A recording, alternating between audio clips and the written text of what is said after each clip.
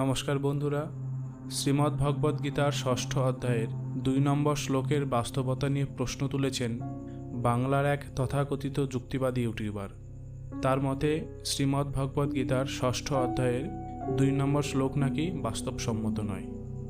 এই শ্লোকে ভগবান শ্রীকৃষ্ণ অর্জুনকে বলছেন, হে পাণ্ডব, যাকে সন্ন্যাস বলা হয় তাকেই যোগ বলা হয়, কারণ ইন্দ্রিয় সুখভোগের বাসনা ত্যাগ না করলে কখনোই যোগী হওয়া যায় না। ইচ্ছাকৃতভাবে এই শ্লোকের অপব্যাখ্যা করছেন ওই ব্যক্তি। সেই ভিডিওর লিঙ্ক আমি কমেন্ট বক্সে দিয়ে দিচ্ছি, আপনারা দেখে নেবেন। ওই ব্যক্তির মনে হচ্ছে যে এই শ্লোকে ভগবান শ্রীকৃষ্ণ নাকি বলেছেন যোগী হতে হলে ইন্দ্রিয় অনুভূতি ত্যাগ করতে হবে। তাই ওই ব্যক্তির প্রশ্ন যে ইন্দ্রিয় অনুভূতি ছাড়াই বেঁচে আছে এমন এক মানুষ বা প্রাণীর নাম বলতে হবে, এবং যেহেতু কোনো প্রাণী ইন্দ্রিয় অনুভূতি ছাড়া বাঁচতে পারে না, তাই এই শ্লোকটি অবাস্তব এবং আমাদের আদর্শ নাকি কাল্পনিক। বাস্তবে এই শ্লোকের কোথাও তো বলাই হয়নি যে ইন্দ্রিয় অনুভূতি বা ইন্দ্রিয় সুখ সম্পূর্ণভাবে ত্যাগ করতে হবে। ইন্দ্রিয় অনুভূতি ত্যাগ করার ক্ষমতা তো কারোরই নেই, শুধুমাত্র গভীর নিদ্রা ছাড়া।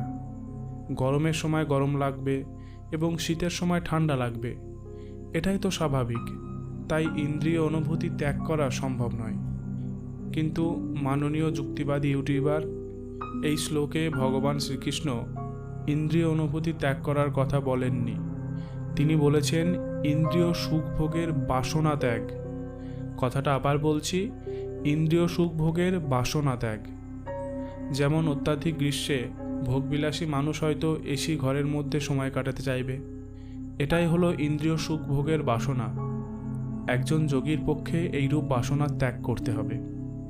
যোগী যে পরিস্থিতিতেই থাকবেন সেখানেই তিনি সুখে থাকবেন, কোনো কিছু পাওয়ার জন্য আকাঙ্ক্ষা করবেন না। একজন যোগী ক্ষুধার সময় বা খিদে পেলে বিশেষ কোনো মেনু বা রান্নার বাসনা করবেন না, বরং যা পাবেন তাই খাবেন। এটাই হলো ইন্দ্রিয় সুখভোগের বাসনা ত্যাগ, ইন্দ্রিয় অনুভূতি ত্যাগ নয়। যোগীদেরও গরম লাগে, তৃষ্ণা পায়, ক্ষুধা পায়, সব রকমই অনুভূতি হয়, এবং তিনি এইসব প্রয়োজনীয় চাহিদাও মেটাবেন, কিন্তু বিলাসিতার দাবি করবেন না। এটাই হচ্ছে ইন্দ্রিয় সুখভোগের বাসনা ত্যাগ। ইন্দ্রিয় অনুভূতি ত্যাগ কেউই করতে পারে না, একমাত্র জড় পদার্থ ছাড়া। আর রইল আপনার দ্বিতীয় প্রশ্ন, যে ইন্দ্রিয় সুখভোগের বাসনা ত্যাগ করলেই কি যোগী হওয়া যায়? না, শুধুমাত্র ইন্দ্রিয় সুখভোগের বাসনা ত্যাগ করলে যোগী হওয়া যায় না। এর সঙ্গে আরও অনেক কিছু করতে হয়, তবে তার গুরুত্ব আপনি বুঝবেন না। একজন পুরুষ কখনোই মাতৃত্বের স্বাদ বুঝতে পারে না।